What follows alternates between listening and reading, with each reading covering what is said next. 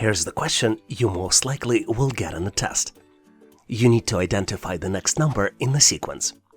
And you're presented with the sequence of 4 numbers. 3 numbers are available and 4th number is missing. The numbers that you see are 25, 49, 97, and then comes the missing number, which you need to choose out of 4 possible choices. Choice A, 159. Choice B, 179. Choice C, 139. And choice D, 193. Do you see the answer? Give yourself a little bit of time. Maybe pause this video to see if you can come up with the solution.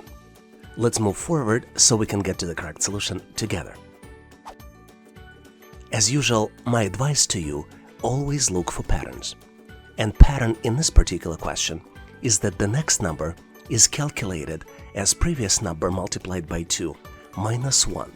So for example, first number 25 is the given, but the next number 49 is calculated as 25 multiplied by 2 minus 1, which equals 50 minus 1, which equals 49. 97 is calculated 49 multiplied by 2 equals 98, and 98 minus 1 equals 97.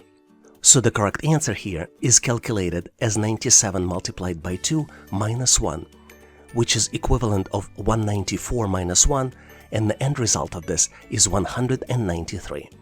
So the correct choice here is choice D, 193. Hopefully you've nailed this question and now know how to answer similar problems on the test. Here's a cool question you frequently see on the test. You need to calculate the question mark, and you're presented with the 3-layer pyramid. On the bottom layer, you have numbers 8 and 2. On the middle layer, you have numbers 4 and 6. And in the top layer, you have numbers 3, and on the other side of the pyramid, you have a question mark. And this question mark can be one of those 4 values. Your choice A is 6, choice B is 10, choice C is 7, and choice D is 2. Do you see the answer? Give yourself a little bit of time. For some of you, this type of question might be easy, but for some of you, it might require some thinking. So feel free to pause this video to see if you can come up with the solution. Ready or not, let's go ahead and get to the correct solution together. As you might have figured out, the key to solve these types of challenges is always look for patterns. And if you look closely, each row adds up to 10. And vertically, values also add up to 15. So the correct answer here is choice C, 7. Hopefully you've nailed this question and now know how to answer similar problems on the test. And now I have a practice question for you. You need to determine which item comes next in the sequence. You're presented with 3 large squares. Each large square contains 9 small squares inside, and small squares are of a different color. And the 4th square is missing, and you have 4 different choices to choose from. Choices A, B, C, and D. Do you see the answer? Give yourself 10 to 15 seconds to see if you can come up with the solution. And make sure to post your solution and your rationale in the description section of this video. This way I can give you my feedback. Thanks for participating and good luck.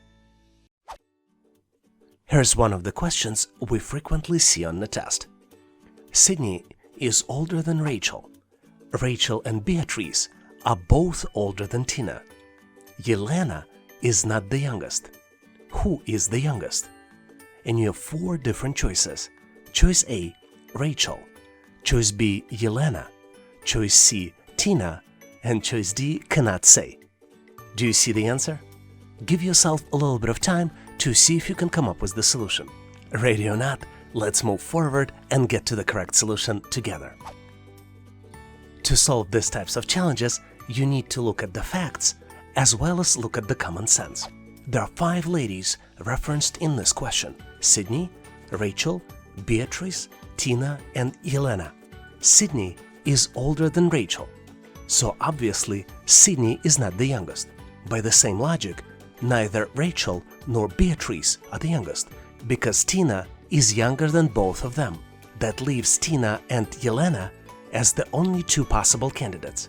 But the last sentence in the question mentions that Yelena is not the youngest. So based on this rationale, Tina is the youngest. So the correct choice here is choice C, Tina is the youngest. Hopefully you've nailed this question and now know how to solve similar problems on the test. A lot of people ask, how can I help on this channel? One of the best ways to help is to help other people answer the questions that they're getting.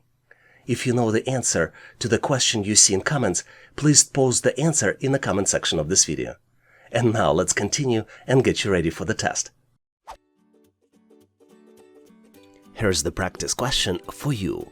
Kiara walks at the constant speed of 5 miles per hour. Olivia starts walking at the same time as Kiara, but starts 4 miles behind her and walks at the constant speed of 8 miles per hour.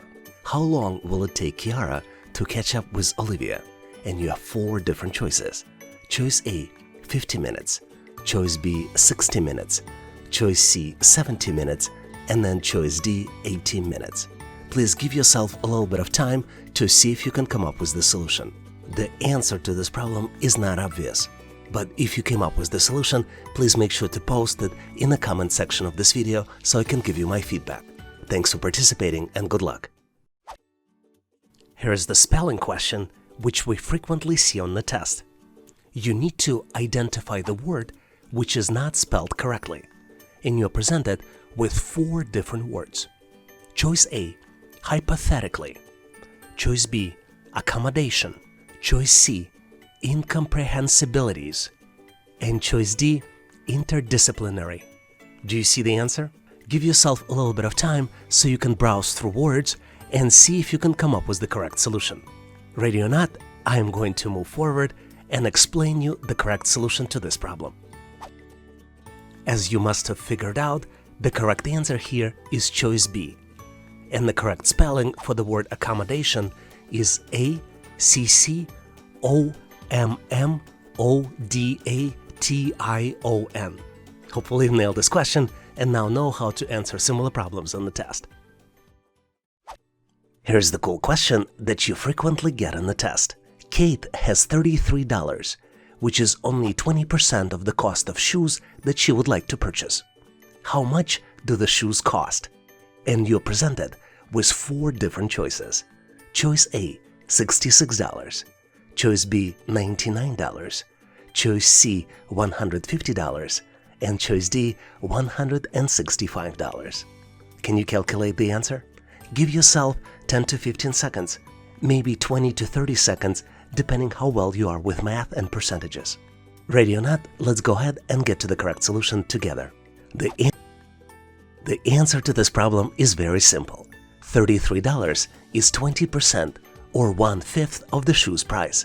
So the total cost of the shoes would be 33 multiplied by 5, which would be equal $165. So the correct answer here is choice D, $165. Here's an interesting question you might easily get on the test. John's monthly spending is $1,500. 40% of his spending goes toward utilities, and the amount that he spends on heating and electricity is 15% more than what he spends on utilities. How much does John spend on things besides heating, electricity, and utilities? You're presented with 4 different choices. Choice A, $210. Choice B, $220.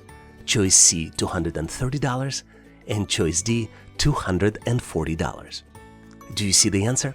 Give yourself a little bit of time to see if you can calculate the solution. The correct answer here is choice A, $210. Do you know how to get to this answer? If you figured it out, please make sure to post your answer in the comment section of this video. Thanks for participating and good luck. Here's the cool question that you frequently get on the test. You're presented with 4 different letters, and you need to guess the word using all letters presented. The letters we have are W, O, B, and L. Can you guess the word? Give yourself 10 to 15 seconds to see if you can come up with the answer. Ready or not, let's go ahead and reveal the solution.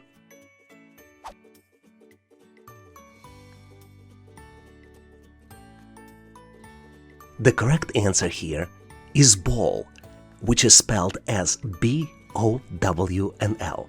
Hopefully you've nailed this question and now know how to answer similar problems on the test. I would like to ask you to participate in our daily assessment test challenge. I post new question every day in the community tab of YouTube channel and give you an opportunity to answer it and try it. And I post answer in comments next day. So please make sure to check it out to test your knowledge. And now let's continue and get you ready for the test. Here's the cool question which tests your ability to quickly come up with the answers. The day after tomorrow is 4 days before Monday. What day is it today? And you have 4 different choices. Choice A, Sunday. Choice B, Monday. Choice C, Friday. And choice D, Saturday. Do you see the answer? Think again. These types of puzzles might require you to do some thinking. So feel free to pause this video to see if you can come up with the answer. Ready or not, I am going to move forward and get us to the correct solution together. To solve these types of problems, we need to analyze them and do them in reverse. 4 days before Monday is Thursday, and the day before Thursday is Tuesday. If tomorrow is Tuesday, it means that today is Monday. So the correct answer here is choice B, Monday. Hopefully you've nailed this question and now know how to answer similar puzzles on the test. A lot of you are interested and ask me, how can I help others? One of the ways you can help other people is by sharing the latest questions you see as part of the assessment test. And when you share, please make sure to also include how you answered them. Please share the question you recently encountered in the comment section of this video. And if you know the answers, please share them as well. And now let's continue and get you ready for the test. Here's the puzzling question that you might frequently see on the test. The sum of all the ages of 4 family members is 85. What would be the sum of their ages together in 5 years? And you're presented with 4 different choices. Choice A, 90. Choice B, 95. Choice C, 100. And choice D, 105. Do you see the answer? Give yourself 20 to 30 seconds to see if you can come up with the solution. Ready or not, I'm moving forward to get to the correct solution together. What's interesting about this problem is that it is simpler than you think. So the key here is not to overthink the problem. There are 4 family members, and sum of their ages is 85. And in 5 years, each family member will be 5 years older. So incremental age increase for all family members can be calculated as 4 family members multiplied by 5 years equals 20 years. So sum of the ages of all family members in 5 years can be calculated as 85, which is original sum, plus 20, which is the incremental age increase, and would be equal to 105. So the correct choice here is choice D, 105. Hopefully you've nailed this question and now know how to answer similar puzzles on the test. And now, here's the question for you to practice. You're presented with triangle, which is broken down into 3 equal horizontal parts. On the left side of the triangle, you see numbers 8, 4, and 3 if you go from the bottom to the top. And on the right side of the triangles, you see numbers 2, 6, and 1 number is missing. You need to select missing number from 4 different choices. Choice A, 6. Choice B, 10. Choice C, 7. And choice D, 2. Give yourself a little bit of time to see if you can come up with the solution. If you figured out the solution, please make sure to post your answer in the comment section of this video so I can give you my feedback. Thanks for participating and good luck! Here is a very interesting problem that you might frequently get on the test. You need to determine the next item in the sequence. You're presented with the sequence of large squares. Each large square contains 9 small squares inside, and small squares are of the different color.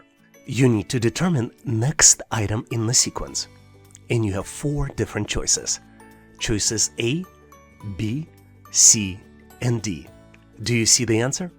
Give yourself 10 to 15 seconds, maybe longer, maybe 20 to 30 seconds to see if you can come up with the solution. Did you figure it out? Let's go ahead, move forward to get to the correct solution together.